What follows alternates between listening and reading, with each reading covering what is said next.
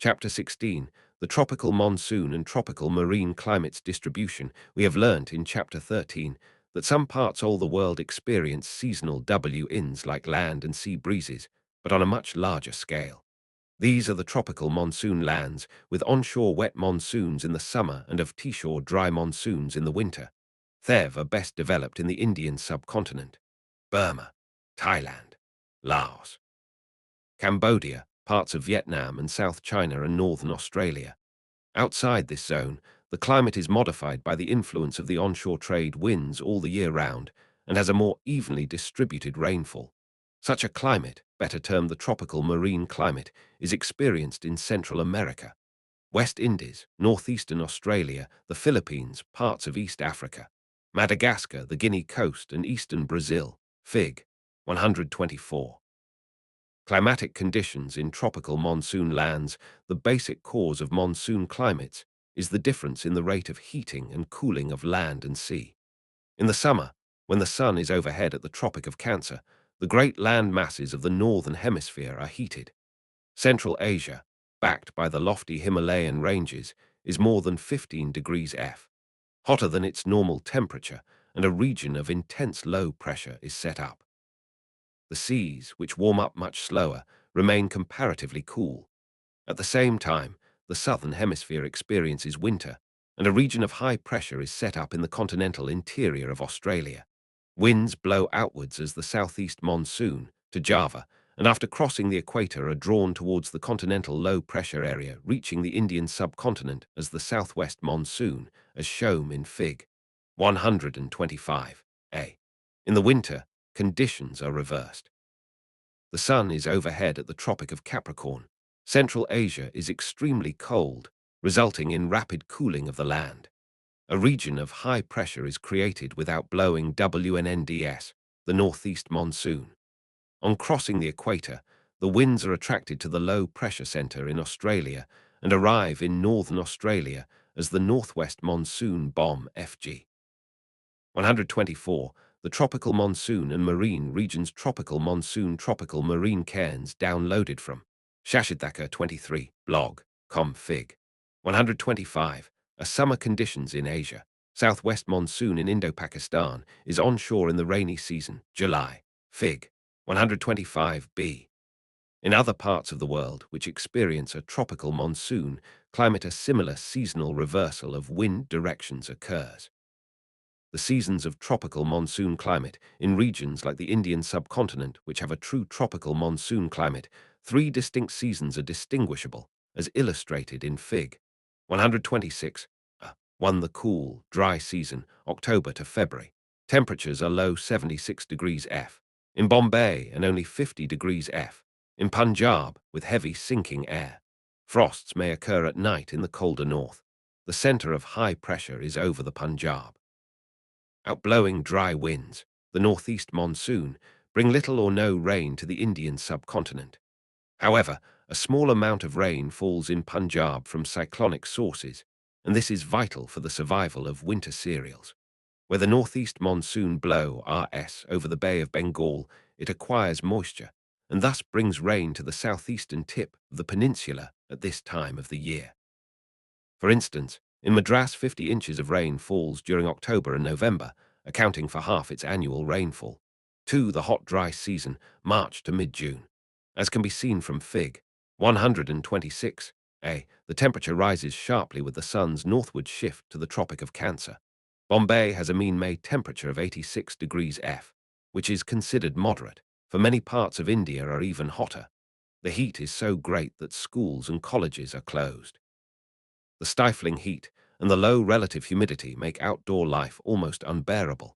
Day temperatures of 95 degrees F are usual in central India, and the mean temperature in Sindh may be as high as 110 degrees F.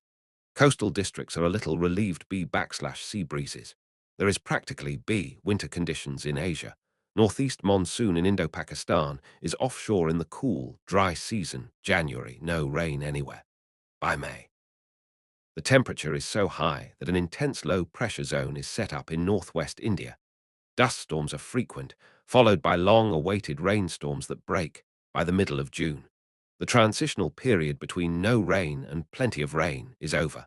3. The rainy season, mid-June to September, with the burst of the southwest monsoon in mid-June. Torrential downpours sweep across the country to the delight of everybody. Almost all the rain for the year falls within this rainy season.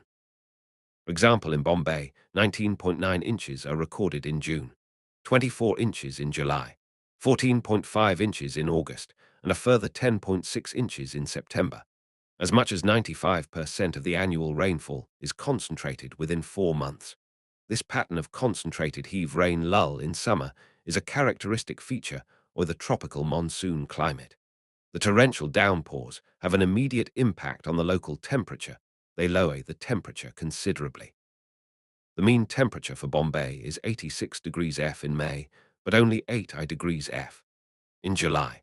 In the north, the drop is even greater, as much as 3 degrees F. Some of the windward stations on the Himalayan foothills have very heavy rainfall, though this is partly orographic.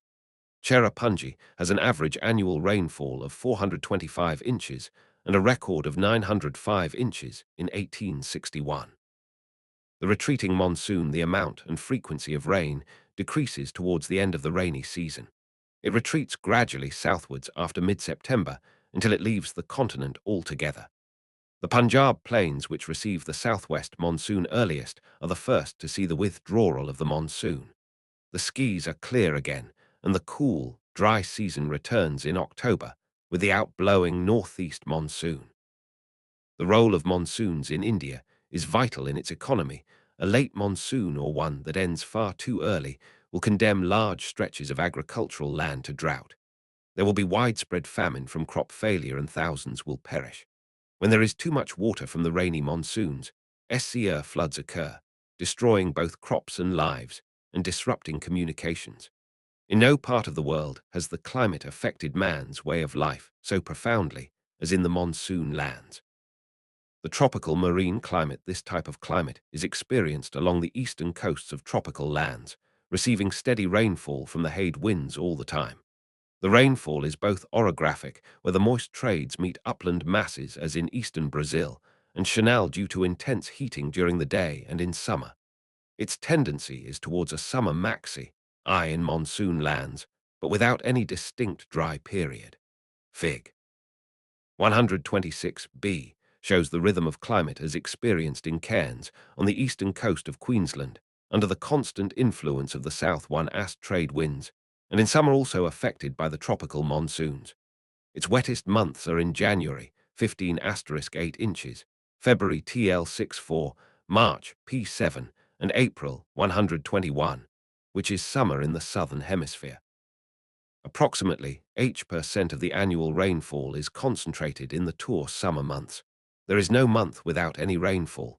The range of temperature is typical of the tropical latitudes, with a maximum of 82 degrees F in January and a minimum of 70 degrees F.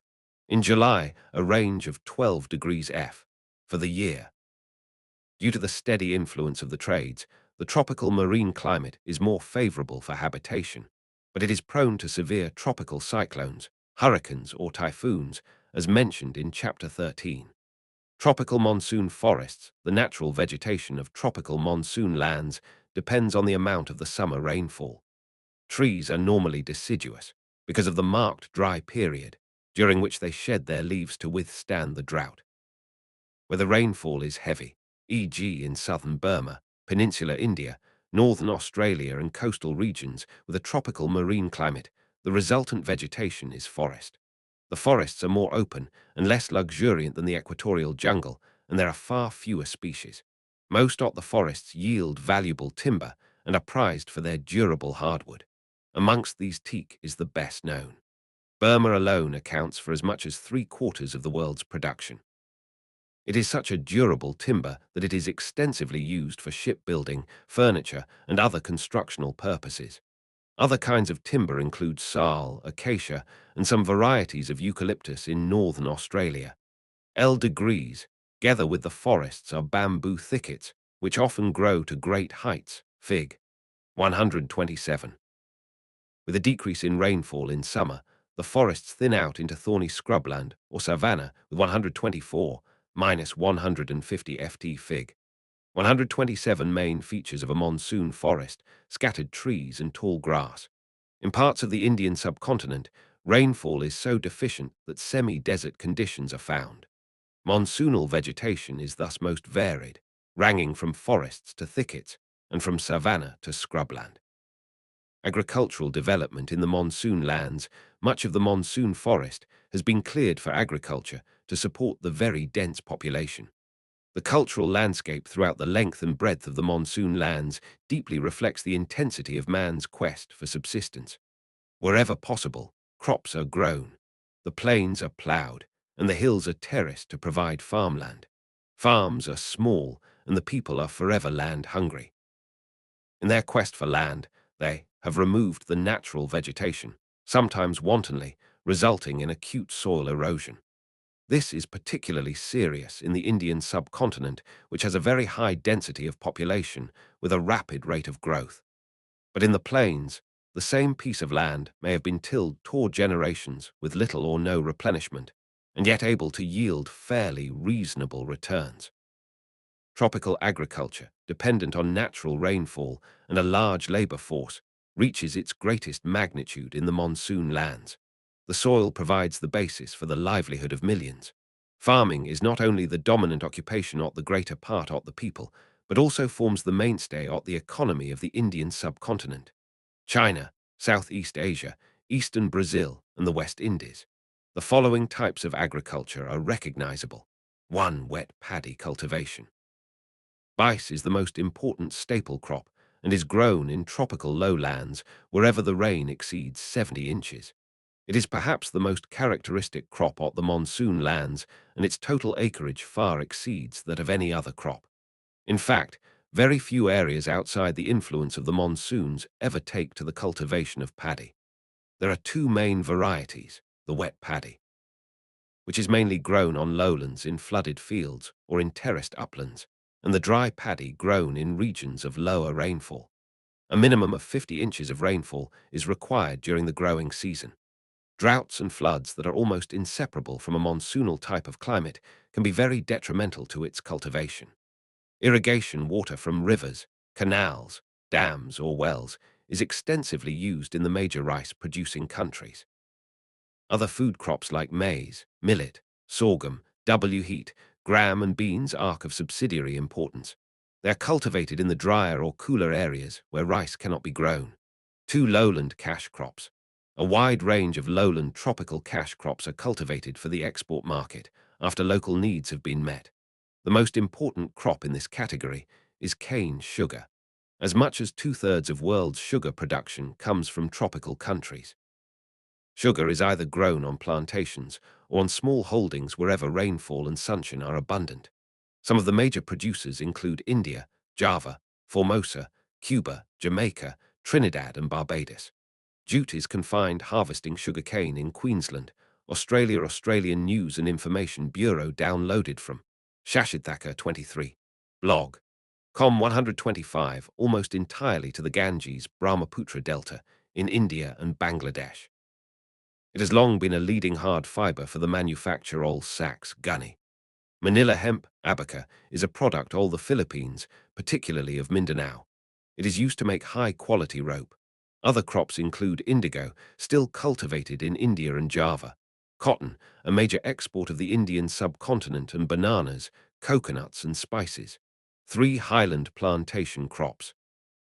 The colonization of tropical lands by Europeans gave rise to a new form of cultivated landscape in the cooler monsoonal highlands. This is the cultivation of certain tree crops in tropical plantations. Thousands of acres of tropical upland forests were cleared to make way for plantation agriculture, in which tea and coffee are the most important crops. These were luxuries in Europe in the 18th century, and the products of the plantations were originally meant only for export to the mother countries, where there was a great craze for the beverages. Later, the local people also got into the habit of drinking them, and they fast became necessities.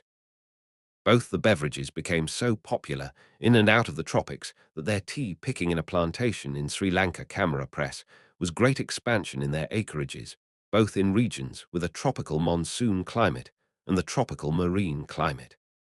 Coffee originated in Ethiopia and Arabia, where it is still grown, but Brazil now accounts for almost half the world's production of coffee. It is mainly grown on the eastern slopes of the Brazilian plateau. The crop is also cultivated on the highland slopes between 2 feet and 4.5 feet in the Central American states, India and eastern Java. Tea originated in China and is still an important crop there, but as it requires moderate temperatures, about 60 degrees F. Heavy rainfall, over 60 inches, and well-drained highland slopes, it thrives well in the tropical monsoon zone, but preferably at a higher altitude.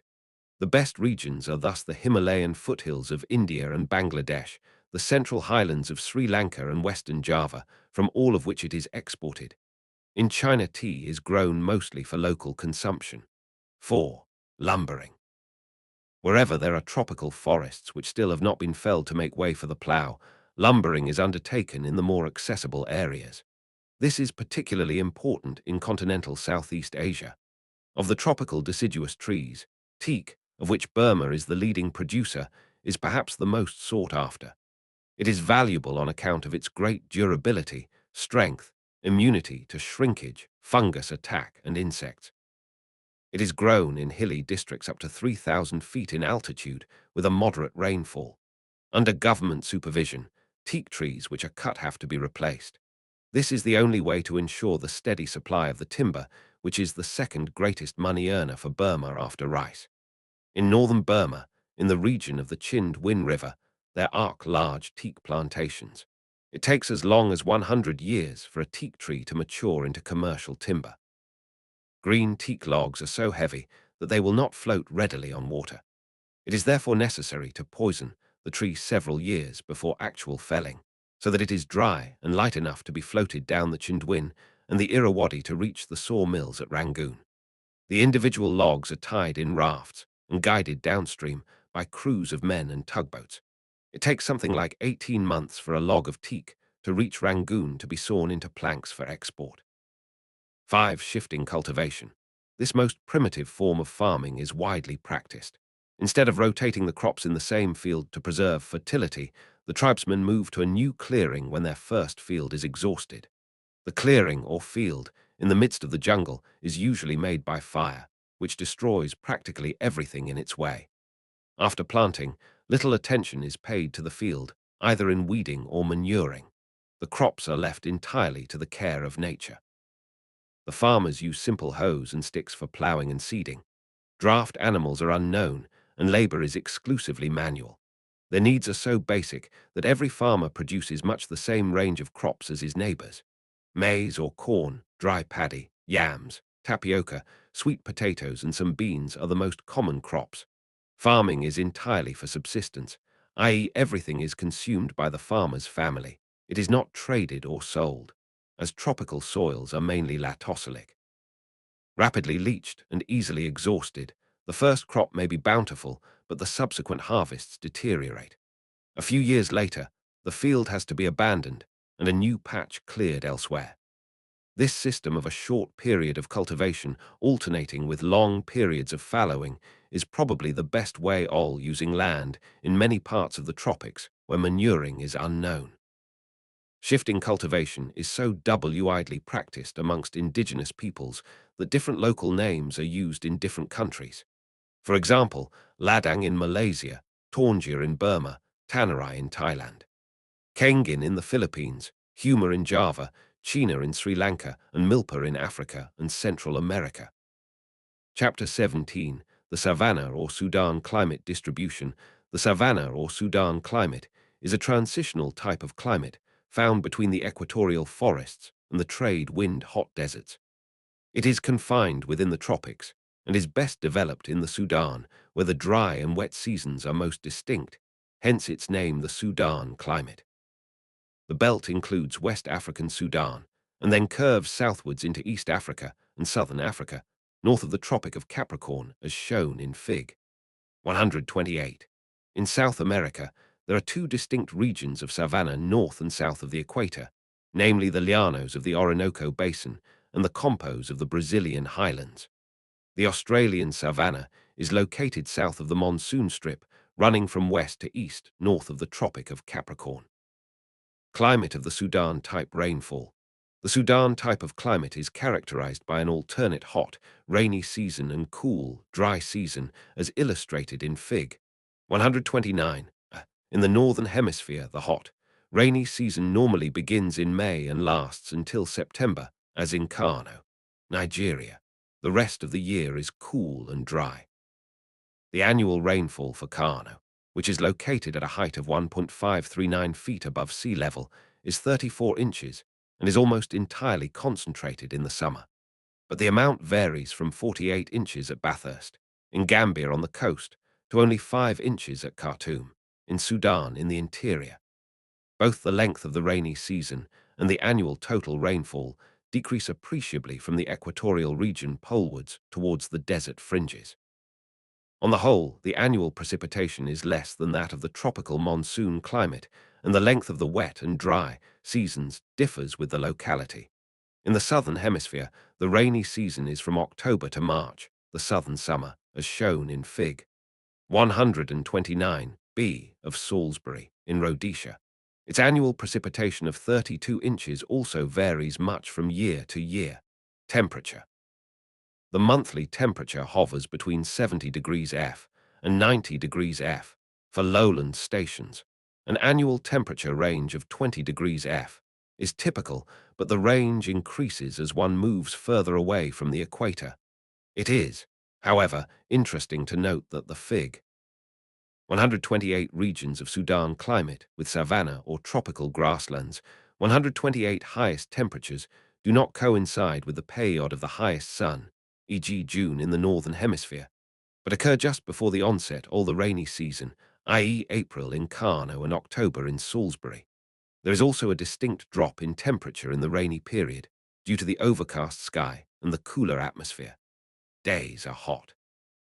And during the hot season, noon temperatures of over 100 degrees F are quite frequent. When night falls, the clear sky, which promotes intense heating during the day, also causes radiation in the night. Temperatures drop to well below 50 degrees F, and night frosts are not uncommon at this time of the year. This extreme Dni range all temperature is another characteristic feature of the Sudan type of climate. Winds.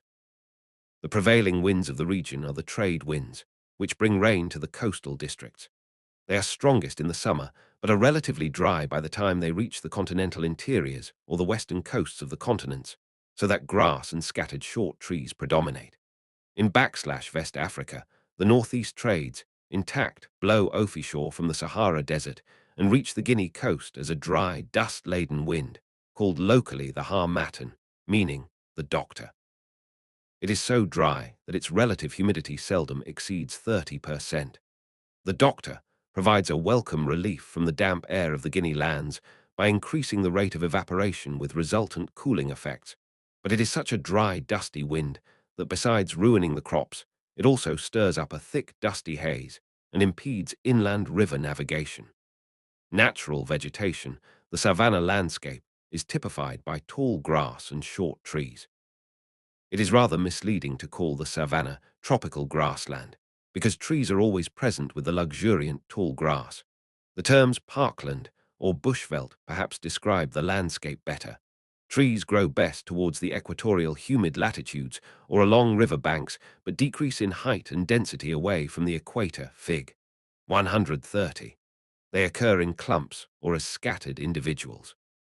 The trees are deciduous, shedding their leaves in the cool, dry season to prevent excessive loss of water through transpiration, e.g. acacias.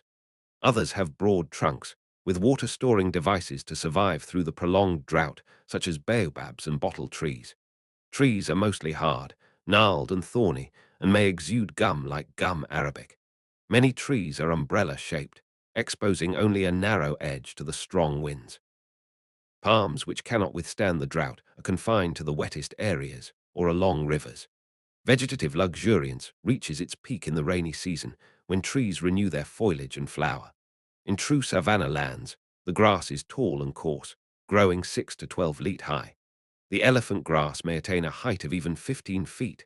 The grass tends to 129 savanna grow in compact tufts and has long roots which reach down in search of water. It appears greenish and well-nourished in the rainy season, but turns yellow and dies down in the dry season that follows. The grass lies dormant throughout the long, rainless period and springs up again in the next rainy season. In between the tall grass are scattered short trees and low bushes. As the rainfall diminishes towards the deserts, the savanna merges into thorny scrub. In Australia, this scrubland is particularly well represented by a number of species: mallee, mulga, spinifex grass, and other bushes. Animal life of the savanna, particularly in Africa, is the home of wild animals. It is known as the big game country, and thousands of animals are trapped or killed each year by people from all over the world. Some of the animals are tracked down for their skins, horns, tusks, bones, or hair. Others are captured alive and sent out of Africa as zoo animals, laboratory specimens, or pets. There is such a wealth of animal life in Africa 130 that many of the animal films that we see at the cinema are actually taken in the savannah. There are, in fact, TWO main groups of animals in the savannah: the grass-eating herbivorous animals and the flesh-eating carnivorous animals. The herbivorous animals are often very alert and move swiftly from place to place in search of green pastures. They are endowed with great speed to run away from the savage flesh-eaters that are always after them.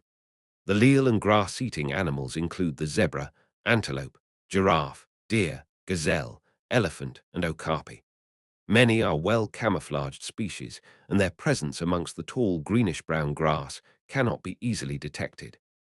The giraffe with such a long neck can locate its enemies a great distance away, while the elephant is so huge and strong that few animals will venture to come near it. It is equipped with tusks and trunk for defense. The carnivorous animals like the lion, tiger, leopard, hyena, panther, jaguar, jackal, lynx, and puma have powerful jaws and teeth for attacking other animals. Natural colorings of light I downloaded from Shashidthaka 23 blog. Yellowish-brown, often with stripes like the tiger or spots like the leopard, match perfectly with the tawny background of the savannah. They often hide themselves in shady spots up in the branches or amidst the tall bushes, and many wild animals, as well as hunters themselves, are caught unawares in this manner. Along rivers and in marshy lakes are numerous species of reptiles and mammals, including crocodiles, alligators, monitors, and giant lizards, together with the larger rhinoceros and hippopotamus.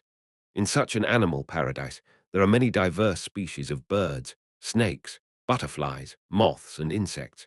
In many parts of East and South Africa, national parks have been set up which control the killing of animals.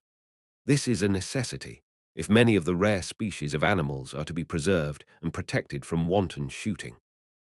In Kenya, there are large hotels and viewing towers built in the heart of the savannah, with special transport arrangements to bring tourists in to see the animals in their natural settings. This is a progressive step made in conserving animal life of the savannah and should be encouraged.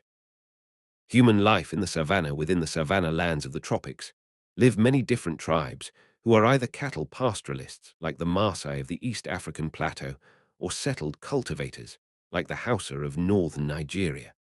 We shall examine the life of these TWO groups of people more closely and see how they adapt themselves to the savannah environment.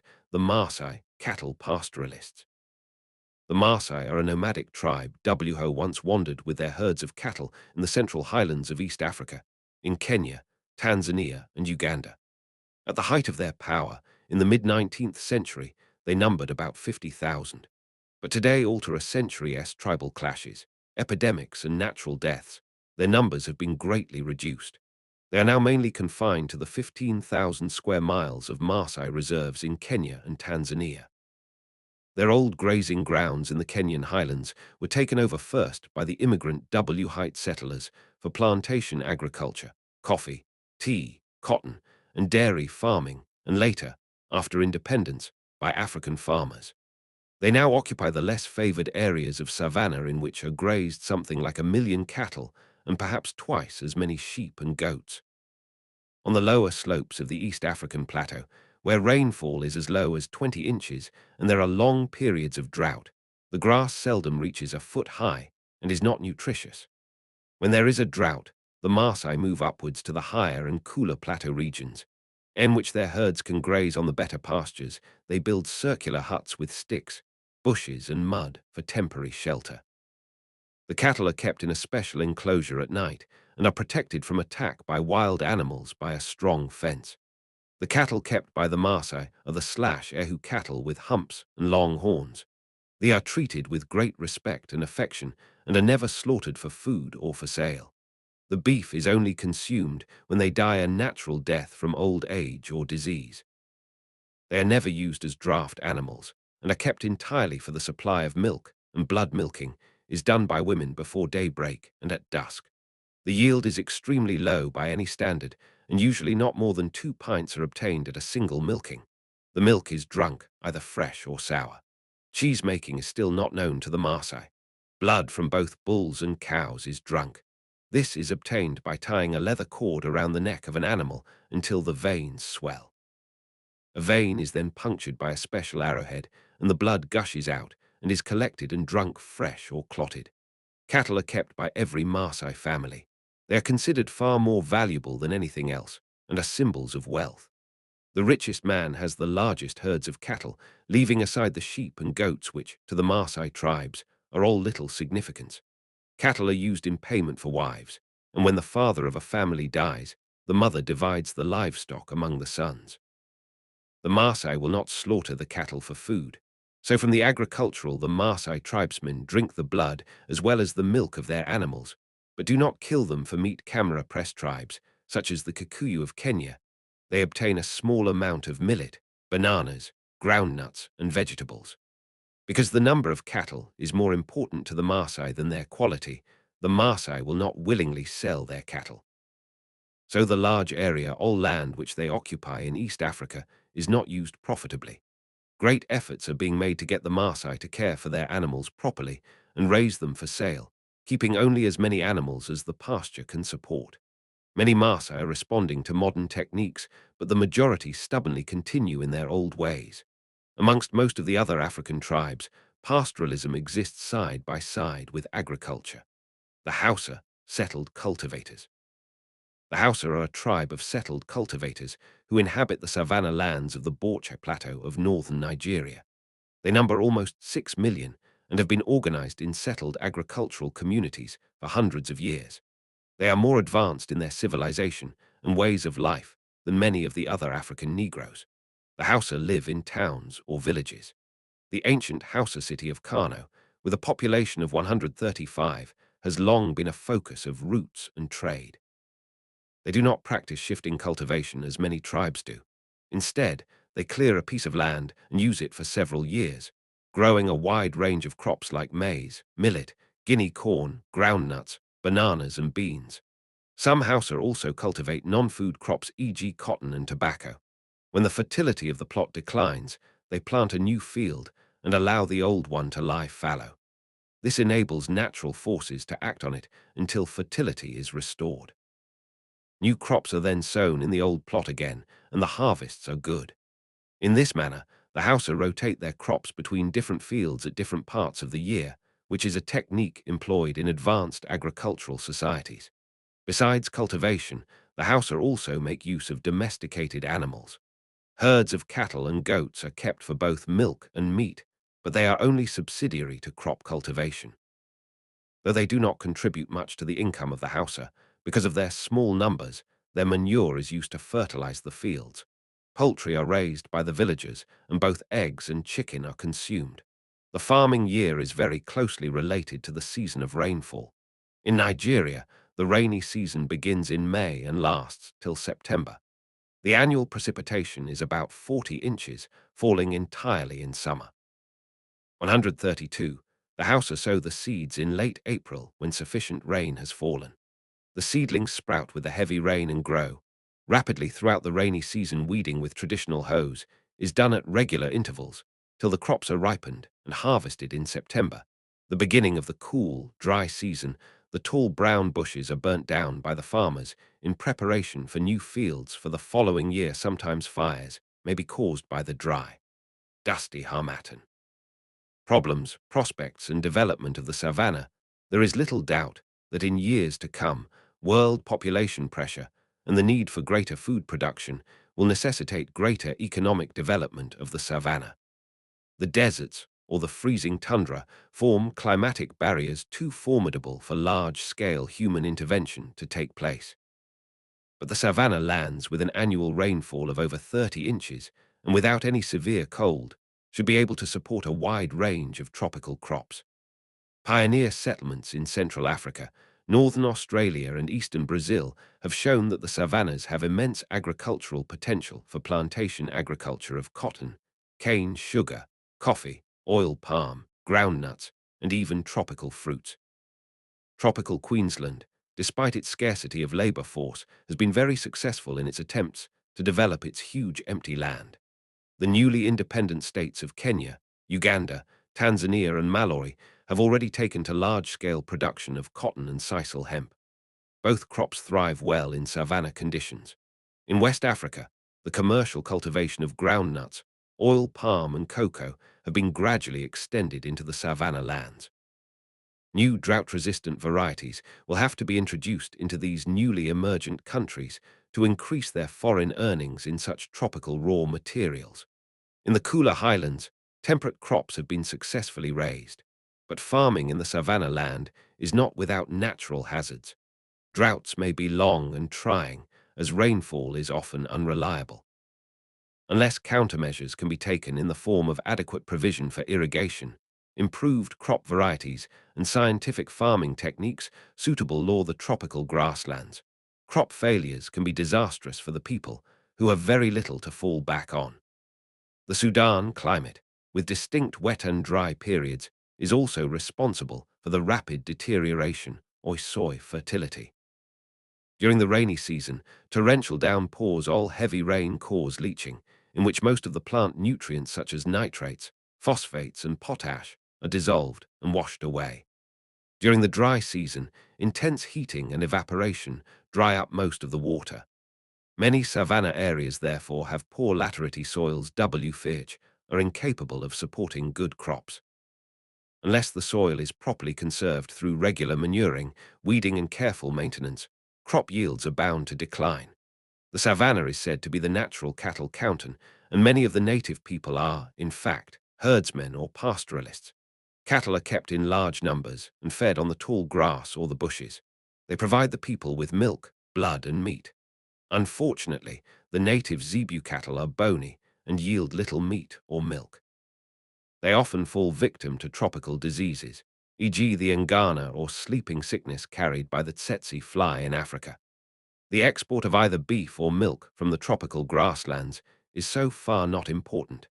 It seems necessary to introduce temperate cattle such as the English Shorthorn, Frisian or Guernsey to cross with the tropical zebu, if cattle rearing is to be successful in the savanna. In fact, a start has already been made in tropical Queensland, which has become Australia's largest cattle-producing state. Both meat and milk are exported. In other regions, such as the Campos and Llanos of South America, though cattle ranching has been carried out for centuries, little progress has been made so far. The quality of the grass needs to be improved, and a better network of communications is essential. Above all, cattle breeding and disease control must be carried out on a scientific basis. In the African savanna, the attitude of such native herdsmen as the Maasai who treat cattle as prestige animals, not for slaughtering, will pose many difficulties towards the commercialization of the cattle industry.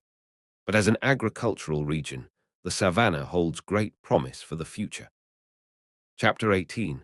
The hot desert and mid-latitude desert, climates distribution deserts, are regions of scanty rainfall, which may be hot like the hot deserts of the Saharan type, or temperate, as are the mid-latitude deserts like the Gobi. The aridity of the hot deserts is mainly due to the effects of offshore trade winds, hence they are also called trade wind deserts. The temperate deserts are rainless because of their interior location in the temperate latitudes, well away from the rain-bearing winds. The major hot deserts of the world are located on the western coasts of continents between latitudes 15 degrees and 30 degrees N and S as shown in Fig. 131. They include the Sahara Desert, the largest single stretch of desert, which is 3,200 miles from east to west and at least 1 mile wide. Its total area of 3.5 million square miles is larger than all the 50 states of USA put together. The next biggest desert is the Great Australian Desert, which covers almost half of the continent.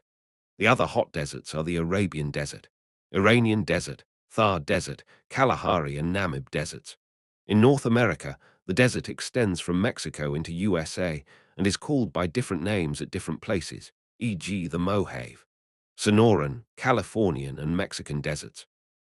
In South America, the Atacama or Peruvian Desert is the driest of all deserts with less than 0.5 inches of rainfall annually.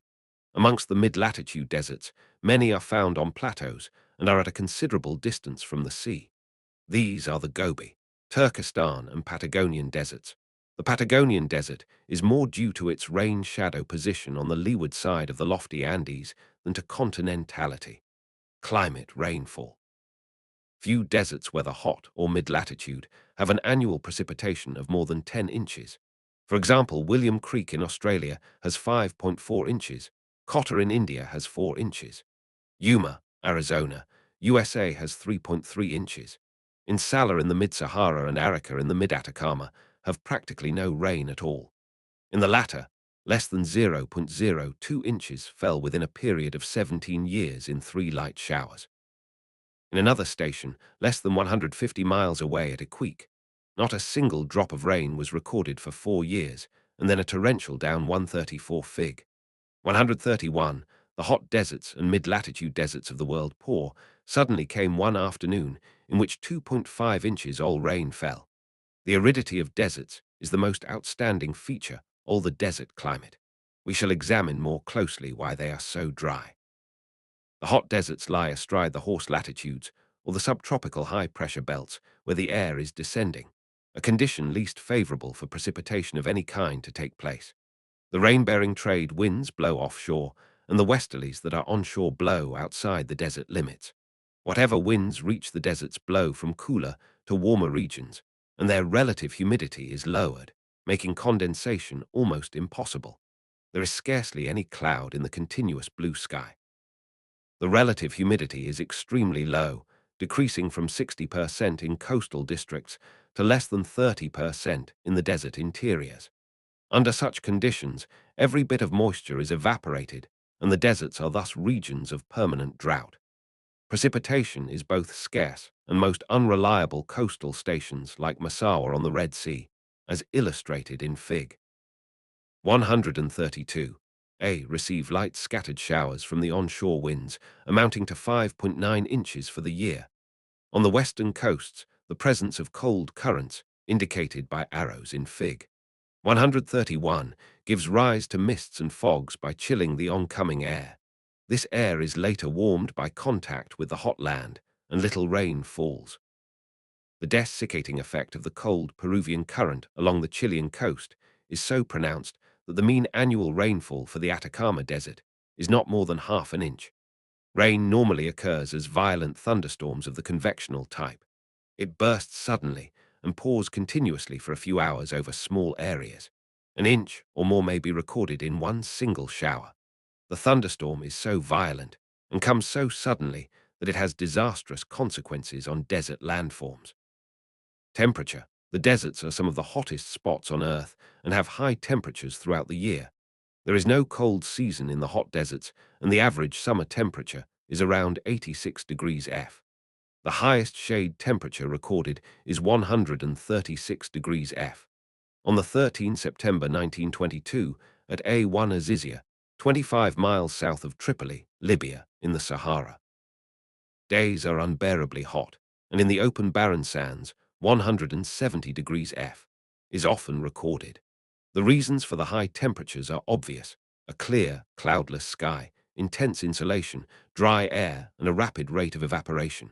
Coastal deserts, by virtue of their maritime influence and the cooling effect of the cold currents 100, have much lower temperatures, e.g. Arica has a mean annual temperature of 66 degrees F. Iquique 65 degrees F. Walvis Bay, southwest Africa, only 63 degrees F. The hottest months seldom rise beyond 70 degrees F, and the annual temperature range is equally small, e.g. 9 degrees F. In Arica, 10 degrees F. In Iquique and 10 degrees F. In Walvis Bay. The desert interiors, however, experience much 135°J higher summer temperatures, and the winter months are rather cold. For example, in Salah. In the K-Sahara has a temperature of 99 degrees F. In the hottest II month, but only 55 degrees F. In the coldest month, if the annual range is 44 degrees F. The range for Yuma is 36 F, and for Jacobabad is 41 degrees F. In comparison, the station Massawa, illustrated in Fig. 132a, located near the coast, facing the Red Sea, has only a moderate range of 7 degrees F. Its hottest month is July, 95 degrees F, and its coldest month is January, 78 degrees F. The diurnal range of temperature in the deserts is very great. Intense insolation by day in a region of dry air and no clouds causes the temperature to rise with the sun. The barren ground is so intensely heated that by noon, particularly in summer, a reading of 120 degrees F is common. But as soon as the sun sets, the land loses heat very quickly by radiation, and the mercury column in the thermometer drops to well below the mean temperature. A daily temperature range of 30 degrees to 40 degrees F is common, though the Death Valley of California, an exceptionally great diurnal range of 74 degrees F, has been recorded. Frosts may occur at night in winter. These extremes of temperature make desert living most trying. This explains why the desert people wear thick gowns all day long to protect themselves from the glaring heat by day and chilling frost by night, not to mention the sand grains that are carried by the wind. Climatic conditions in the mid-latitude deserts. The climatic conditions of the mid-latitude deserts are in many ways similar to those of the hot desert's aridity, is the keynote. These inland basins lie hundreds of miles from the sea and are sheltered by the high mountains all around them. As a result, they are cut off from the rain-bearing winds. Occasionally, depressions may penetrate the Asiatic continental mass and bring light rainfall in winter, or unexpected convectional storms may bless the parched lands with brief showers in summer. For example, Kashgar in western China in the Gobi Desert, as illustrated in Fig. 132b, has most of its T5 shares of annual precipitation in the summer. Due to their coldness and elevation, snow falls in winter. IROM High G 132b. It is clear that summers are very hot, 80 degrees F. In July at Kashgar, and winters are extremely cold with 2 months below freezing point. The annual range of temperature is 58 degrees F, much greater than that of the hot deserts. Continentality accounts for these extremes in temperature. Winters are often severe, freezing lakes and river, and strong cold winds blow all the lime when TL ice thaws in early summer. Floods occur in NVMV places. The greatest inhibiting factors to settlement are the winter cold and the permanent aridity, besides remoteness from the sea. Why? Desert vegetation. All deserts have some form of vegetation such as grass, scrub, herbs, weeds, roots, or bulbs. Though they may not appear green and fresh, all the time they lie dormant in the soil awaiting rain, which comes at irregular intervals or once in many years. The environment, so lacking in moisture and so excessive in heat, is most unfavorable for plant growth, and a significant vegetation cannot be expected, but very rarely are there deserts where nothing grows. The predominant vegetation of both hot and mid-latitude deserts is xerophytic or drought-resistant scrub. This includes the bulbous cacti, thorny bushes, long-rooted wiry grasses, and scattered dwarf acacias. Trees are rare except where there is abundant groundwater to support clusters of date palms. Along the western coastal deserts washed by cold currents, as in the Atacama Desert, the mists and fogs, formed by the chilling of warm air over cold currents, roll inland and nourish a thin cover of vegetation. Plants that exist in deserts have highly specialized means of adapting themselves to the arid environment. Intense evaporation increases the salinity of the soil so that the dissolved salts tend to accumulate on the surface, forming hard pans. Absence of moisture retards the rate of decomposition, and desert soils are very deficient in humus. Plants, whether annuals or perennials, must struggle for survival against both aridity and poor soil. Most desert shrubs have long roots and arc well spaced out to gather moisture and search for groundwater. Plants have few or no leaves, and the foliage is either waxy, leathery, hairy, or needle-shaped to reduce the loss of water through transpiration. Some of them are entirely leafless, with pricks or thorns. Gyhas, like the cacti, have thick, succulent stems to store up water for long droughts. There are still others that shed their leaves during droughts. The seeds F. Many species of grasses and herbs have tough skins to protect them while they lie dormant. I germinate at once when their seeds are moistened by the next rain. In short, all plants must adapt themselves to survive in such an inhospitable region as the desert. Blog.com Desert. Plants in Arizona. Life in the deserts. Despite its inhospitality, the desert has always been peopled by different groups of inhabitants. They struggle against an environment deficient in water, food, and other means of livelihood. Some, like the Egyptians, have attained a high level of civilization. Others, like the Bedouin Arabs, have fared quite well with their flocks of sheep, goats, camels, and horses. The Bushmen of the Kalahari and the Bindibu of Australia remain so primitive in their mode of living that they barely survive. They are, in fact, a relic of the old Stone Age in the modern world. The desert inhabitants may be grouped under the following categories. 1. The primitive hunters and collectors. Of the primitive tribes, the Bushmen and the Bindibu are the best known.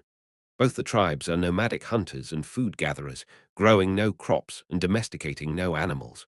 The Bushmen roam the Kalahari Desert with their bows and poisoned arrows, spears, traps, and snares. They are not only skillful and strong, but have great endurance. In order to capture their prey, they have to be very patient, and if necessary run many miles to track down the wounded animals. In this way, they hunt antelope and other smaller animals. The women and children collect insects, rodents and lizards, and gather honey, roots, grass, and grubs. Great skill is required in obtaining water in the desert. Dew is carefully gathered from leaves early in the morning and stored 137 in ostrich shells. Very often, it is necessary to dig a hole in damp sand and suck the water up from the ground thamg, a hollow reed. This is often a very slow process. Bushmen either wear a loin cloth or go virtually naked. They travel in small family groups and live together in open sherms. This is a hollow dug beneath a thorn tree surrounded by bushes. At night a fire is lit to keep the family warm. The Bindibu, or Aborigines of Australia, live in very much the same way as the Bushmen. They are lean and dark, but healthy. They are skilled trackers, and some of them use wooden throwing sticks or boomerangs and spears. They also domesticate the jingo, a wild dog that assists them in tracking down kangaroos, rabbits, and birds. The women gather grass, roots, seeds, berries, moles, and insects to supplement their diet. Like the wandering bushmen, the Bindibu move in family groups in search of fresh hunting grounds. But one distinct difference is that they always stay close to a water supply, as they still have not devised a means of tapping and storing water. They live in mealies, simple shelters made of branches and tufts and grass. 2. The nomadic herdsmen. These people represent a more advanced group of desert dwellers who pursue a livestock economy. They ride on animals instead, all walking, and are heavily clad against the blazing sun, the stormy winds, and the chilly nights. The Bedouin of Arabia ride on horses and live in tents. The Tuaregs of the Sahara are camel riders and dwell in grass zeriba, while the Gobi Mongols ride on horses to herd their yaks and live in portable runs, a kind of tent. The Bedouin are the best examples of a desert group who have fared well as nomadic herdsmen. Besides keeping large flocks of animals, they are also engaged in trade with the caravan merchants and the oases people. All round the year, the Bedouin wander with their herds in search of water and green pastures. Their wealth is their animals, sheep, goats, camels, and perhaps a few horses. The animals provide them with all that they require, daily milk and cheese, and on occasions meat as well.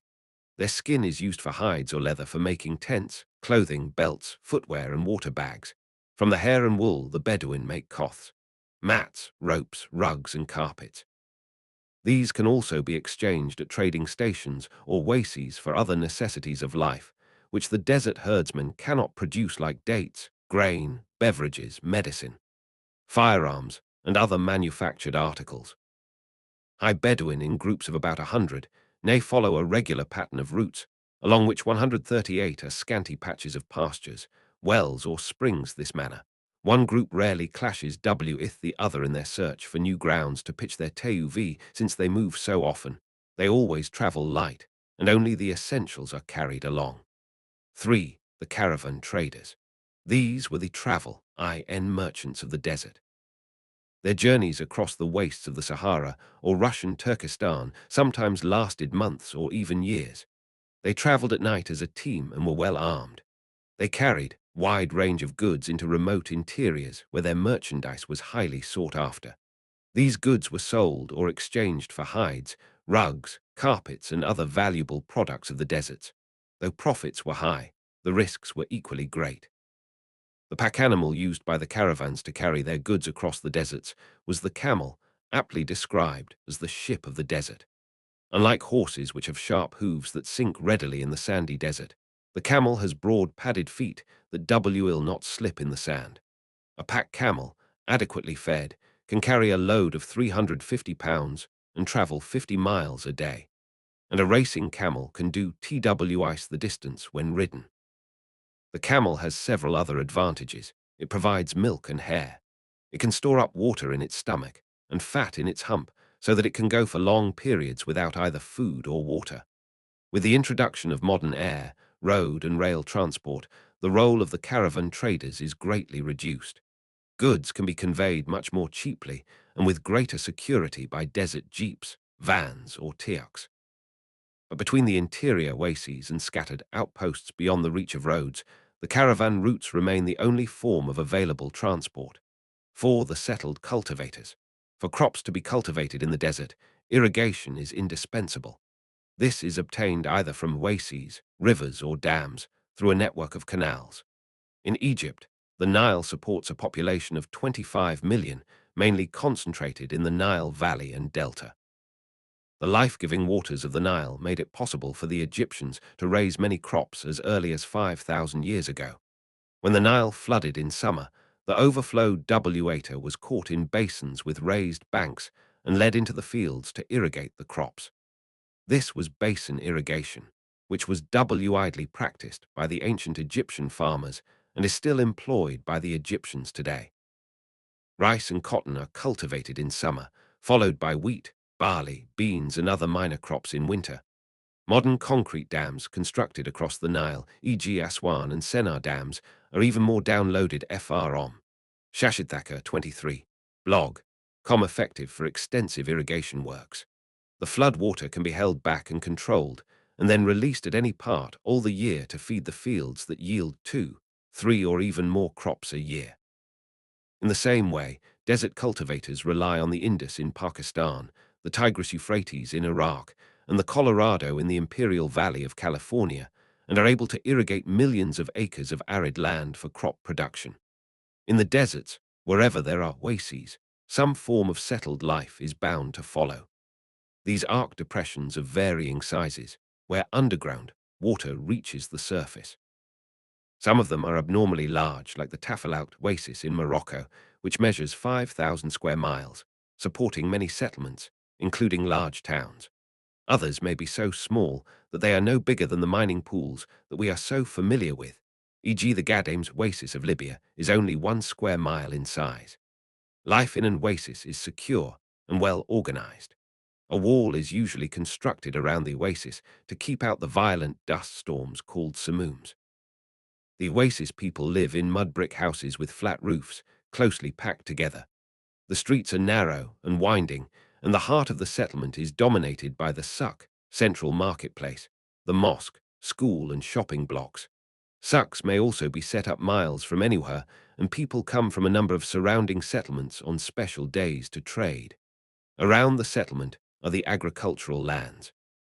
Water is led to the fields by irrigation channels or drawn up from WLs by camels or mules. The most important tree is the date palm, which is grown in dugout hollows so that its roots can penetrate deep into the ground in search of water. The fruit is consumed locally and also exported. Other crops cultivated include maize, barley, wheat, cotton, cane, sugar, fruits and vegetables. With the development of motor routes across the deserts, many sophisticated foreign goods can now reach the oases. 5. The mining settlers. The lure of mineral wealth has attracted many immigrants into the desert. Mining camps and isolated settlements have sprung up following the discovery of certain mineral deposits. It was gold that brought immigrants scrambling into the great Australian desert.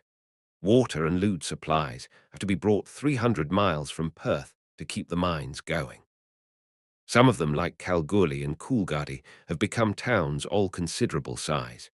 In the Kalahari Desert, the discovery of diamonds and copper has brought many white men to the thirstland, as it is called, even in the oasis of El Golia.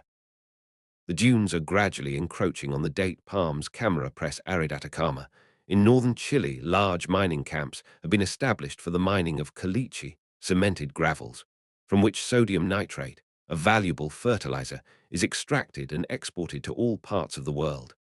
The mines are worked by local Indian laborers and supervised by foreign technicians. Besides nitrates, copper is also mined. These two products have directly or indirectly contributed to the growing size of the Chilean towns Ot Arica, Iquique, Antofagasta, and Chuquicamata. The last named is the world's largest copper town. Similarly, in the deserts of North America, silver is mined in Mexico, uranium in Utah, and copper in Nevada. A host of other minerals and their byproducts have, in fact, greatly altered the landscape and the economy of such arid regions. In recent years, the discovery of oil in many parts of the Saharan and Arabian deserts has transformed this forgotten part of the globe. In Algeria, oil wells have been sunk 2 miles deep to tap oil. In the Middle East, pipelines over 1,000 miles long have been laid to bring oil from the shores of the Persian Gulf across Saudi Arabia to Saida, Lebanon, and Banias, Syria, on the Mediterranean coast. With still half of the world's reserves of oil untapped in this region, the deserts here will virtually be paved with gold. In Iraq, Kuwait, and Saudi Arabia, the desert landscape is fast changing. New roads, huge palaces, ultra-modern hospitals, air-conditioned apartments and swimming pools are examples of a thriving new era created entirely by oil liquid gold. 139. Chapter 19. The Warm Temperate Western Margin, Mediterranean Climate Distribution. The warm temperate western margin climate is found in relatively few areas in the world.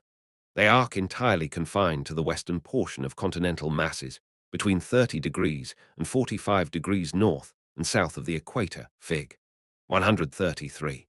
The basic cause of this type of climate is the shifting of the wind bells, explained in Chapter 13. Though the area around the Mediterranean Sea has the greatest extent of this type of winter rain climate, and gives rise to the more popular name Mediterranean climate, the best developed form of this peculiar climatic type is in fact found in central Chile, Fig. 134. Other Mediterranean regions include California, around San Francisco, the southwestern tip of Africa, around Cape Town, southern Australia in southern Victoria, and around Adelaide, bordering the St. Vincent and Spencer Gulfs, and southwest Australia, Swanland. Climate. The Mediterranean type of climate is characterized by very distinctive climatic features. 1. A dry, warm summer with offshore trades, as illustrated in Fig. 135 A and B. The summer months have a relatively high temperature, 76 degrees F. In July in Rome and 70 degrees F. In January in Cape Town. The highest temperatures are, however, experienced further away from the coast in the more continental eastern Mediterranean, in the interiors of the Balkan Peninsula, the Anatolian Plateau, and Mediterranean Middle East. For example, the July mean for Athens is 80 degrees F. Larissa, Greece, 81 degrees F. And Beirut, Lebanon, 83 degrees F. Elsewhere in central Chile, South Africa, and Mediterranean Australia, due to their coastal position, the influence of the sea has modified the temperature, and the January means, southern summer, are normally around 70 degrees F. In summer, when the sun is overhead at the Tropic of Cancer, the belt of influence of the westerlies is shifted a little polewards. Rain-bearing winds are therefore not likely to reach the Mediterranean lands. The prevailing trade winds are offshore, and there is practically no rain. The air is dry. The heat is intense and the relative humidity is low. Days are excessively warm, and in the interiors, prolonged droughts are common. At night, there is rapid radiation, but frosts are rare.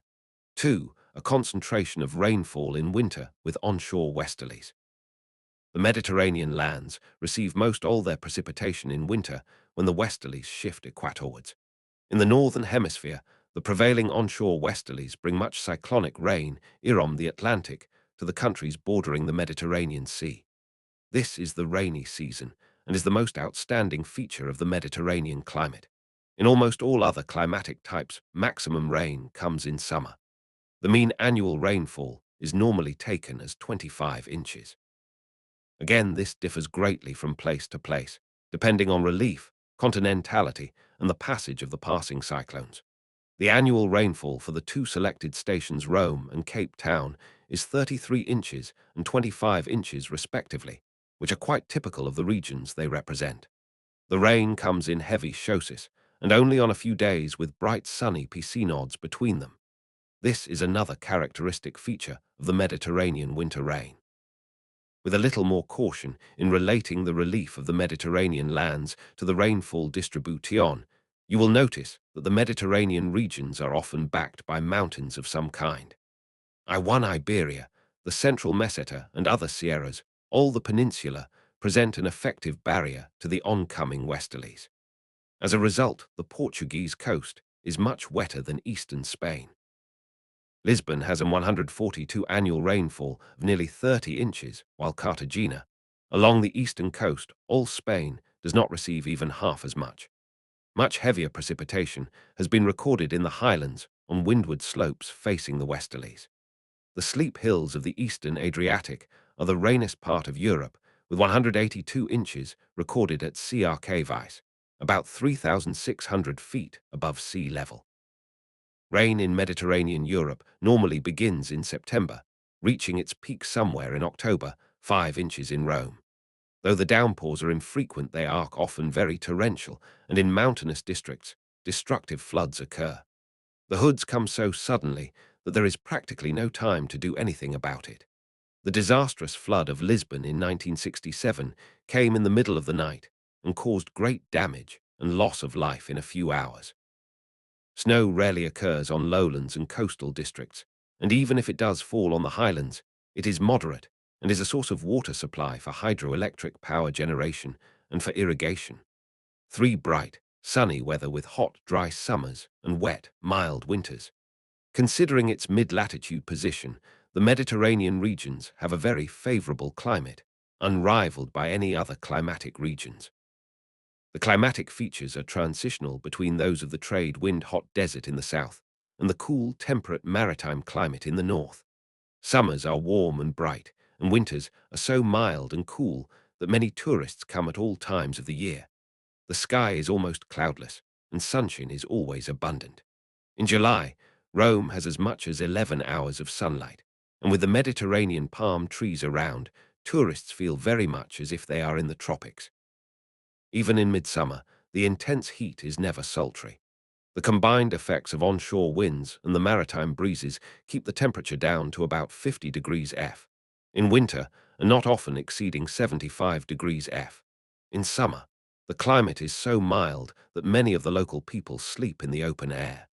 The annual temperature range is between 15 degrees and 25 degrees F. The Mediterranean regions are famous for their health and pleasure resorts, frequented by millions all round the year. 4. The prominence of local winds around the Mediterranean Sea. Many local winds, some hot, others cold, are common around the Mediterranean Sea. The causes are many and varied. The topography of the region, with the high Alps in the north, the Sahara Desert in the south, continental interiors in the east, and the open Atlantic on the west, give rise Fig. 136 local winds of the Mediterranean see to great differences in temperature, pressure, and precipitation. The passing cyclones from the Atlantic, the anticyclones from the north, and the cold air masses from the continental interiors are often interrupted or channeled by relief features, resulting in the birth of local winds around the Mediterranean. These winds, varying in strength, direction, and duration, affect the lives, crops, and activities of the people there. Fig. 136 indicates the location and direction of some of these local winds, and the more important ones are described below. A sirocco. This is a hot, dry, dusty wind which originates in the Sahara Desert. Though it may occur at any time of the year, it is most frequent in spring and normally lasts for only a few days. The sirocco blows outwards in a southerly direction from the desert interiors into the cooler Mediterranean Sea. It is usually associated with depressions from the Atlantic passing from the coast eastwards inland. After crossing the Mediterranean Sea, the sirocco is slightly cooled by the absorption of the water vapor. Even then, it is still hot and dry, with a temperature of over 105 degrees F. Its scorching breath withers vegetation and crops. The damage is particularly serious when it comes at the times during which vines and olives are in blossom. The sirocco is so prominent that it is called by many other local names, such as Chile in Tunisia, Sihibalt in Libya, Levech in Spain, Khamsin in Egypt and Malta, in the Adriatic and Aegean Sea. This hot wind, better known as Gabai, gathers much moisture causing fog, heavy dew and rain. This may be blood rain because the wind is carrying the red dust of the Sahara Desert. B. Mistral. In contrast, the Mistral is a cold wind from the north, rushing down the Rhone Valley in violent gusts between 40 and 80 miles per hour. The velocity of the Mistral is intensified by the Lunnell 143ing effect in the valley between the Alps and the Central Massif, and in extreme cases trains may be derailed and trees uprooted. In winter, when the Mistral is most frequent, the temperature of the wind may be below freezing point, though the sky may be clear and cloudless.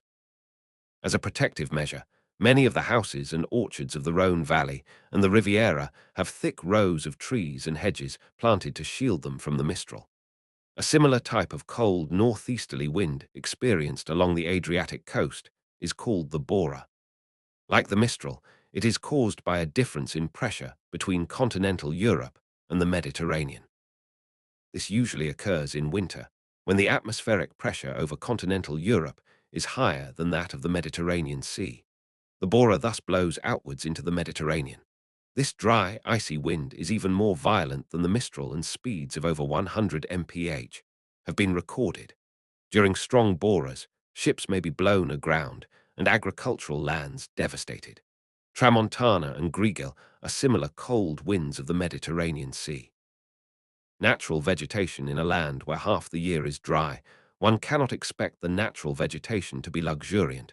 Trees with small broad leaves are widely spaced and never very tall. Though there are many branches, they are short and carry few leaves. The absence of shade is a distinct feature of Mediterranean lands. Growth is slow in the cooler and wetter season, even though more rain comes in winter. Growth is thus almost restricted to autumn and spring, when the temperature is higher and moisture is just sufficient. The long summer drought checks the growth. One fact is clear: plants, whether trees or shrubs, evergreen or deciduous, have to devise ways of adapting themselves to a climatic environment with such a marked rhythmic recurrence of rain and drought. In many in TWCY Egatati 0, Nalries P degrees Ensays T0, climatic demands the Mediterranean are similar to those of the adjacent deserts and the savanna further south. Plants are in a continuous struggle against heat, dry air, excessive evaporation, and prolonged droughts. They are, in short, xerophytic, a word used to describe the rauge tea-resistant plants in an environment deficient in moisture. LCM types of Mediterranean vegetation. Various kinds of vegetation are found in the Mediterranean regions. 1. Mediterranean evergreen forests.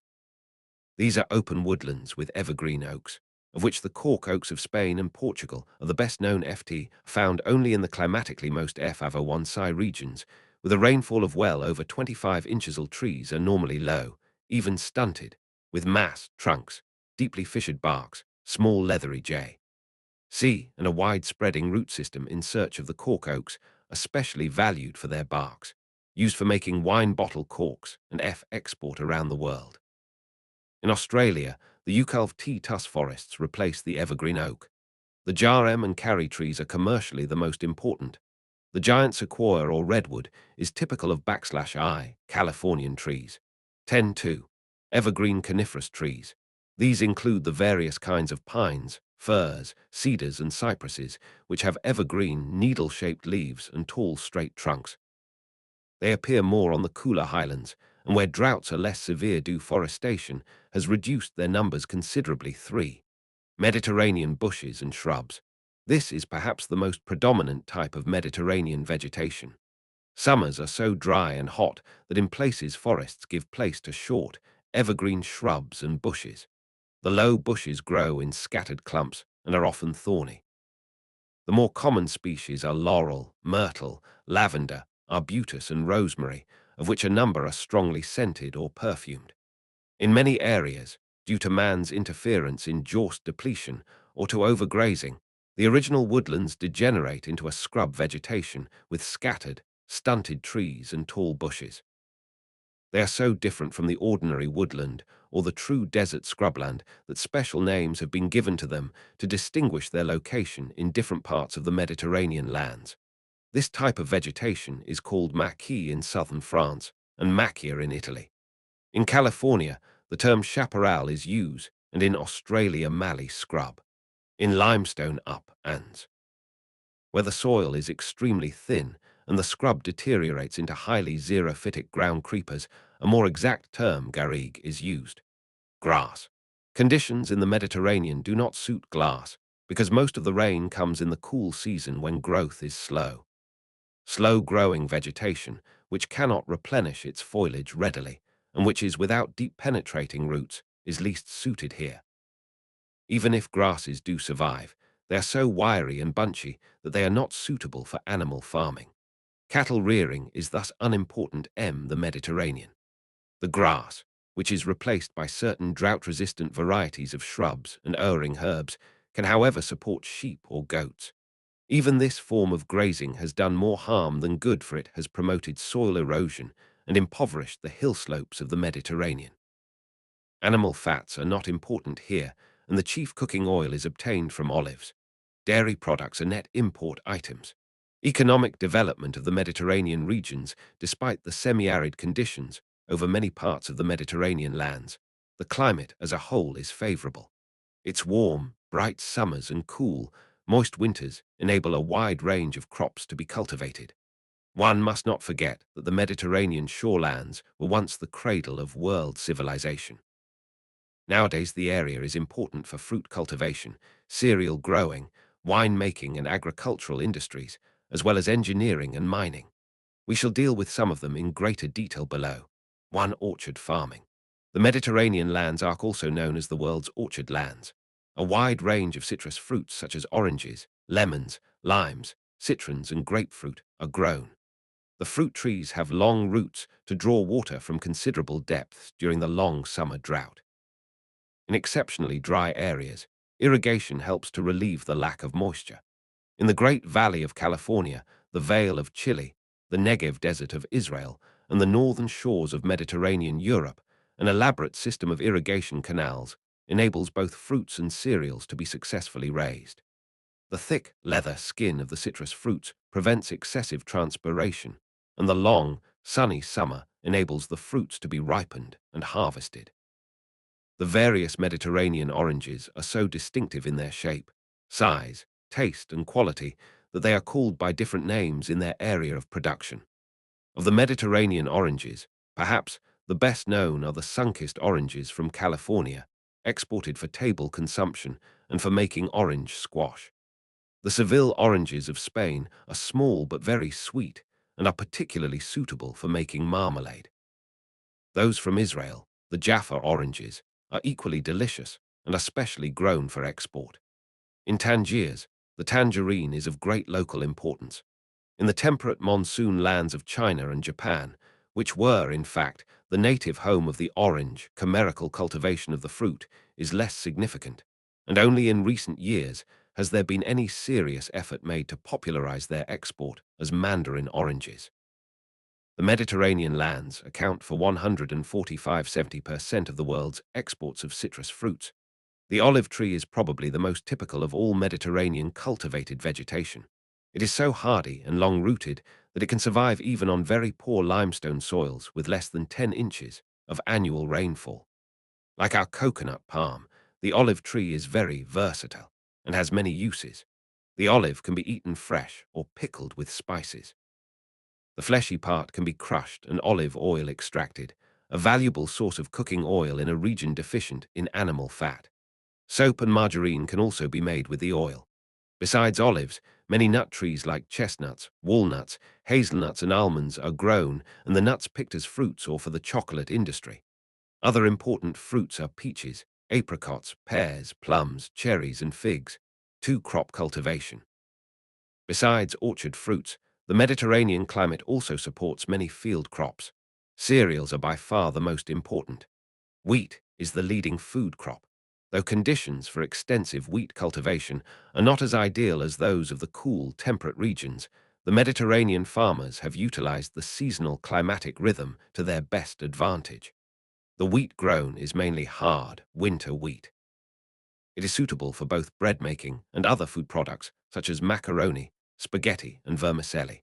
The farmers usually sow the seeds in autumn so that they germinate and grow steadily with the coming winter rain.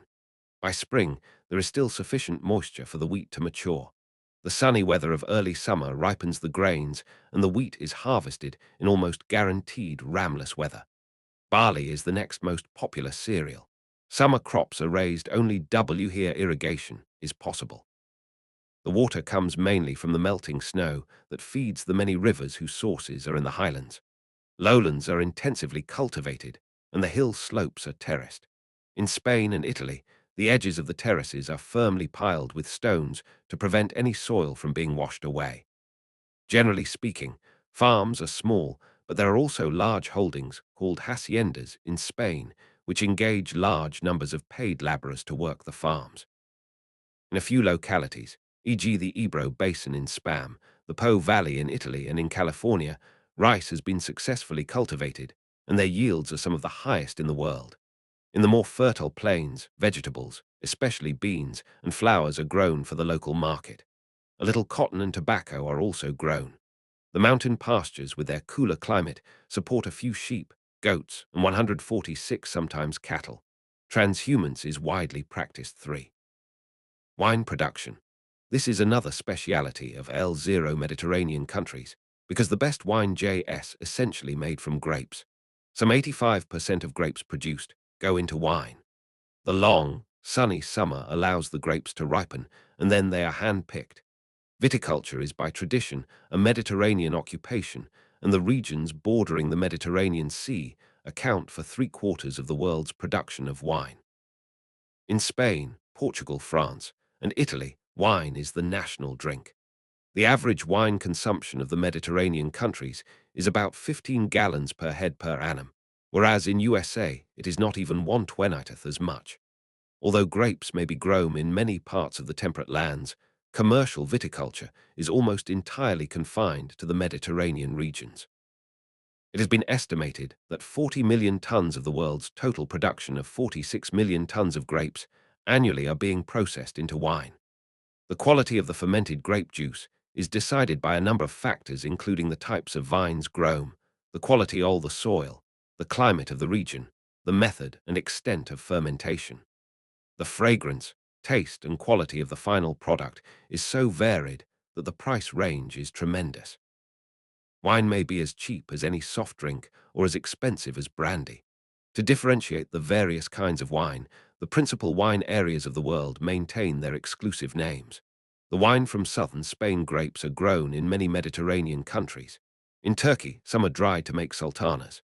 They are washed and then laid out in the sun. Paul Popper called sherry, from Portugal Port 9, Chianti, as tea and Marsala come from different parts of Italy.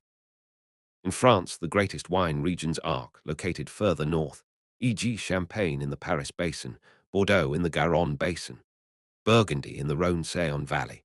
The world trade in fresh grapes is comparatively small, mainly from Mediterranean South Africa. Most of the inferior grapes are preserved as dried grapes and exported. They are known by several names, e.g. currants from the Levantin grapes, raisins from California, and sultanas from Asia Minor. The other industries associated with Mediterranean agriculture are fruit canning, flour milling, and food processing. Chapter 20. The Temperate Continental Steppe. climate distribution bordering the deserts, away from the Mediterranean regions, and in the interiors of continents are the temperate grasslands. Though they lie in the westerly wind belt, they are so remote from maritime influence that the grasslands are practically treeless. These grasslands are so distinctive in their natural vegetation that, although those which occur in the southern hemisphere have a much more moderate climate, they are often dealt with together. In the northern hemisphere, the grasslands are far more extensive and are entirely continental. In Eurasia, they are called the steppes and stretch eastwards from the shores of the Black Sea across the Great Russian Plain to the foothills of the Altai Mountains, a distance of well over 2 miles. They are broken in a few places, being interrupted by the highlands. There are isolated sections in the pustas of Hungary and the plains of Manchuria. North America, the grasslands are also quite extensive and are called prairies. They lie between the foothills of the Rockies and the Great Lakes astride the American-Canadian border, Fig. 137. In the southern hemisphere, due to the narrowness of the temperate portions of the southern continents, the grasslands are rather restricted and less continental. In the case of the pampas of Argentina and Uruguay, the grasslands extend right to the sea and enjoy much maritime influence. In South Africa, the grasslands are sandwiched between the Drakensberg and the Kalahari Desert, and are further subdivided into the more tropical bushveld in the north and the more temperate high veld in the south. The word veld is a Dutch word given by the early pioneer Dutch farmers who came to settle here. It means field and is pronounced as veld. In Australia, the grasslands are better known as downs and are found in the Murray-Darling Basin of southern Australia. Climate, temperature. Their location in the heart of continents means that they have little maritime influence. Their climate is thus continental with extremes of temperature. Summers are very warm, over 66 degrees F. In Winnipeg for July, as illustrated in Fig. 138 A and 72 degrees F. For January for Pretoria as shown in Fig. 138 B. Winters are very cold in the continental steppes of Eurasia because of the enormous distances from the nearest sea. The winter months are well below freezing, and in Winnipeg, the January reading is 4 degrees F. 36 degrees below freezing point. In contrast, the steppe type of climate in the southern hemisphere is never severe. The winters are so mild that the mean temperature for AM of the winter months is usually between 35 degrees and 55 degrees F. Temperatures below freezing point, even in midwinter, July in the southern hemisphere, are exceptional. Pretoria, the station chosen to illustrate the steppe type of climate in the southern hemisphere, has 52 degrees F. In midwinter, July, the coldest month all the year. Statistics from other parts of the southern continents also show a mild winter. For example, the July mean, midwinter, for Johannesburg is 49 degrees F. Tor Buenos Aires. 49 degrees F. And for Mildura, Murray-Darling Basin, 49 degrees F. These statistics establish the moderating effects of oceans on the climates of the southern hemisphere. The annual range of temperature is great, a direct result of continentality. Winters are so cold that parts of the Eurasian steppes are snow-covered for several months. The snow melts with the return of spring, and by midsummer, temperatures soar to over 65 degrees F. It is really hot for its latitude. For example, the midsummer temperatures for Kiev is 67 degrees F.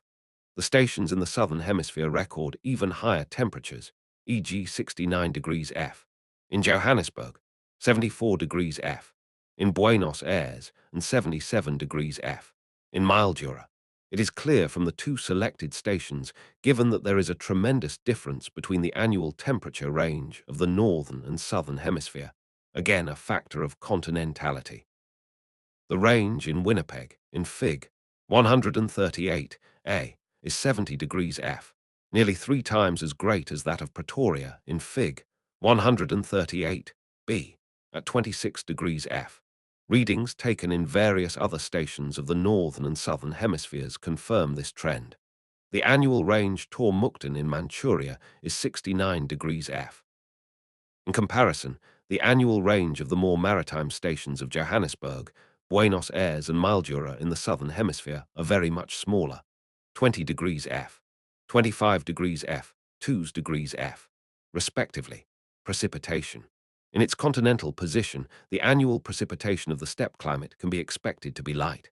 The average rainfall may be taken as about 20 inches, but this again varies according to location from 10 inches to 30 inches. Winnipeg, in Fig. 138, has 20 inches with a distinct summer maximum from convectional sources when the continental interiors are intensely heated. The heaviest rain comes in the middle of the year with 3.1 inches each in June and July. Most of the winter months have about an inch of precipitation, brought by the occasional depressions of the westerlies and coming in the form of snow. In many other continental stations, the annual precipitation is even less, though the general pattern remains the same with most of the rain falling in the summer. The maritime influence in the steppe-type all-climate of the southern hemisphere is even better banked out by the rainfall regime. Its annual precipitation is always more than the average 20 inches because of the warm ocean currents that wash the shores of the steppe lands here. Pretoria, in Fig. 138b, has an annual precipitation of 26 inches with the wettest months in November, December, January and February, the summer season of the southern hemisphere. There are 3 months, June, July and August, without any rain. This is the period of drought that may have such a disastrous effect on the sheep-rearing industry here. The dry season is particularly pronounced in temperate grasslands adjoining deserts, for example in Australia, Mildura, on the fringe of the mallee scrub of the Great Australian Desert, and also in the rain-shadow area of the Great Dividing Range, has an annual rainfall of only 10.6 inches. Irrigation is essential. The other southern hemisphere stations have moderate rainfall, e.g. 30 inches in Johannesburg and 38 inches in Buenos Aires. On the eastern slopes of the Rockies in Canada and USA, a local wind, similar to the Föhn in Switzerland, called the Chinook, comes in a southwesterly direction to the prairies and has a considerable effect on the local pastures. It actually comes with the depressions in winter or early spring from the Pacific coast ascending the Rockies and then descending to the prairies. It is a hot wind and may raise the temperature by 40 degrees F within a matter of 20 minutes. It melts the snow-covered pastures, and animals can be driven out of doors to graze in the open fields. The agricultural year is thus accelerated. Local farmers welcome the Chinook, for frequent Chinooks mean mild winters. Natural vegetation, though the term steppe vegetation geographically refers to the scanty vegetation of the subarid lands of continental Eurasia. Many authors, including the late Professor Sir Dudley Stamp, have extended the term to include the temperate grassland all over the world. In this connection, our reference to steppe grassland is taken to mean the temperate grasslands of the mid-latitudes, the steppes, prairies, pampas, veldt, and downs.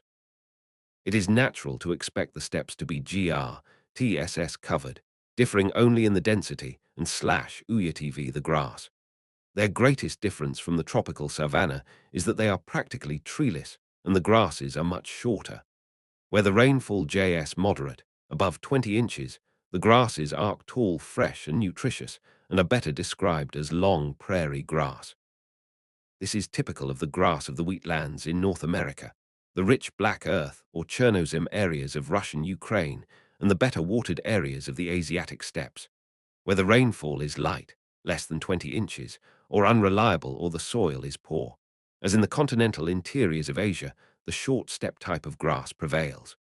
The grasses are not only shorter, but also wiry and sparse, often found in discontinuous clumps, with bare soil exposed between them.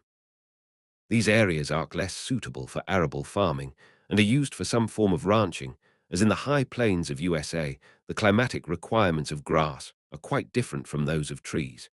They require less moisture than trees, and an annual precipitation of 10 to 20 inches is adequate. Their growth is not abruptly checked by summer droughts or winter cold. The steppe grass can lie dormant throughout the prolonged drought. They sprout and come to life as soon as the temperature is warm enough for plant growth, 43 degrees F, and grow steadily with very little moisture. The appearance of the temperate grasslands varies with seasons. In spring, the grass begins to appear green, fresh and blooming with small, colorful flowers. The light rainfall that comes in late spring and early summer greatly stimulates their growth, and there is plenty for the animals to graze. The herdsmen are busiest at this time. In summer, there is so much heat and evaporation that the grass is scorched. The carpet of bluish-green grass turns yellow and soon brown. Towards autumn, the grass withers and dies, but the roots remain alive and lie dormant throughout the cold winter. The winter is harsh and long, but the snow is never of great depth. Everything is quiet, but with the next spring, the cycle is repeated and the steppe is alive again. Trees are very scarce in the steppes because of the scanty rainfall, long droughts and severe winters. The rolling plain is an endless stretch of grass, heather green or brown, except along the watercourses where a few low willows, poplars or alders break the monotony. Polewards, an increase I*1 precipitation gives rise to a transitional zone 0 wooded steppes where some conifers gradually appear. Even then, the trees are very scattered and few in number. Towards the equator, the steppe grass becomes shorter and sparser, till it merges into the desert with thorny scrub. In the cultivated regions, such as the wheat farms of the prairies, double rows of trees are planted around the house to shield the occupants from the strong winds which come unobstructed across miles of level ground. This provides the greatest contrast in a land which is essentially grass. There are no hedges and few fences, and the rows of planted trees form an unusual landmark from the air. Economic development, the temperate grasslands were once the home of grazing animals. Wild horses in the Asiatic steppes, swift-footed bison in the prairies, and untamed buffaloes in the pampas. Even as recently as the last century, these grasslands were dominated by nomadic and semi-nomadic peoples like the Kyrgyz of the Asiatic steppes. They roamed far and wide with their herds and earned a precarious living from whatever pastures they could find.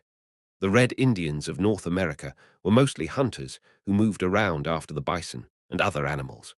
Cultivation was unknown, and the region was one of the most sparsely populated parts of the world. In recent years, great changes have taken place in the grasslands, and few areas, in fact, have managed to retain their original landscape. The grasslands have been ploughed up for extensive, mechanized wheat cultivation and are now the granaries of the world. Besides wheat, maize is increasingly cultivated in the warmer and wetter areas. The tufted grasses have been replaced by the more nutritious lucerne or alfalfa grass for cattle and sheep rearing. These temperate grasslands are now the leading ranching regions of the globe. We shall now describe more closely each of these economic activities. 1. Nomadic herding. This TVPE of migratory animal grazing has almost disappeared from the major grasslands. The herders were wandering tribes, e.g. the Kyrgyz, the Kazakhs, and the Kalnyak. They used to travel over long distances like the Bedouin of the Arabian desert in search of grass and water for their animals' cattle, sheep, goats, and horses. From these domesticated animals they obtained meat, milk, wool, hides, bones, and horn. You would be surprised at the number of things they made out of these. The wool was woven into felt for tents and garments. The leather was used for making boots, saddles, and belts, which were very essential in a country where the chief riding animal was the horse. The bones and horns were not wasted, but made into tools, utensils, and weapons. Many of their homemade products were exchanged at trading posts or with the caravans for guns, canned food, grains, tea, coffee, sugar, medicines, and other essential goods. The harsh environment of the nomads, with long droughts and unreliable showers, made the Kyrgyz a tough and fearless people, the Tartars, and they long resisted subjugation by the Russians. Now, however, under the communist regime, they are being forced to settle down.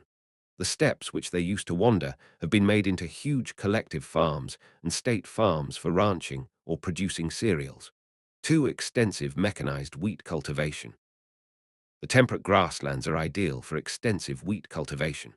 The cool, moist spring stimulates early growth, and the light showers in the ripening period help to swell the grains to ensure a good yield.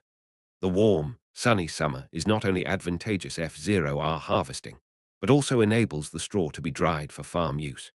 In addition, the levelness of the steppes and other temperate grasslands all over the world makes ploughing and harvesting a comparatively easy job. Mechanical ploughs loosen the soil and get the fields ready for sowing in the shortest possible time. In the prairies, the Argentinian pampas, the Ukrainian steppes, and the downs of Australia combine harvesters, reap, thresh, winnow, and sack the grains almost as soon as the stalks are gathered. One distinct drawback of this form of extensive mechanized farming is the consequent low yield. For example, the average yield of wheat in the prairies is about 23 bushels per acre. 1 bushel is approximately equivalent to 60 lb in weight or 8 gallons in volume. In the Pampas and the Australian Downs, the yields are even lower, not more than 20 bushels per acre. In comparison, the wheat yield in countries that practice intensive farming are much higher, at times almost thrice the yield. It is 50 bushels per acre in the United Kingdom, 57 bushels in Denmark, and almost 59 bushels in the Netherlands. This is attributed to the greater attention given to a smaller piece of land, which is not practicable in the extensive wheatlands where a farmer owns anything from 600 to 40,000 acres, as in the prairies. But if we consider the yield per man, this is very much higher in the extensive farms. In this respect, the sparsely populated temperate grasslands of the mid-latitudes produce the greatest quantity of wheat per capita amongst the world's wheat-growing nations. They are, naturally, the greatest wheat exporters. 3/4 of Canada's 10 million tons of annual wheat production is exported, mainly to Europe, which does not produce sufficient wheat to feed her very dense population, despite her high wheat yield. Her wheat needs are so great that shipments of wheat and flour arrive at her ports from almost every part of the temperate grasslands from the USA, Argentina, Uruguay, Australia, and the USSR. 3/4 of the world's wheat is winter wheat, i.e. wheat sown in winter or late autumn. It is a hard wheat with a low moisture content, being ripened in the hot, sunny, continental summer. It is best for bread making and is extensively traded. Polewards, where the winter temperatures are too cold for the wheat seedlings to survive, spring wheat is grown. It is the less important soft wheat, more suitable for making cakes, biscuits, and pastes rather than bread. In North America, winter wheat is dominant south of the Great Lakes in USA, while spring wheat is sown mainly in the Canadian prairie provinces of Alberta, Saskatchewan, and Manitoba. Scientific plant breeding has now devised cold-resistant varieties that can mature within 110 days. This has resulted in the northward extension of the wheat cultivation into the Peace River region in Canada. In the warmer, wetter regions, maize is increasingly grown. 3. Pastoral farming. When pioneer settlers first moved into the temperate grasslands, there were very few animals. The natural conditions suit animal farming. Subsequently, cattle, sheep, pigs, and horses were introduced, and they proved very successful. With the development of refrigerated ships in the late 19th century, the temperate grasslands became major pastoral regions, exporting large quantities of beef, mutton, wool, hides. Milk, butter, cheese, and other dairy products are also important in some parts of the North American grasslands. The development was particularly spectacular in the southern hemisphere. Figs 141, 142, and 143, where the winters are milder and the rainfall is more evenly distributed. The original tuft grass was ploughed up and replaced by sown alfalfa. The semi-wild cattle in the Pampas were either crossed with or replaced by the imported pedigree stock from Europe. Soon the Pampas became so invoiced with the pastoral industry that it took the lead in the world's export of beef. Large estancias, ranches, were established, linked to the frigorificados, meatpacking factories, in the coastal ports by a dense network of roads and railways. The growth was rapid, and towns like Buenos Aires, Bahia Blanca, Fray Bentos, and Montevideo became known throughout the world. This is also true of other temperate grasslands.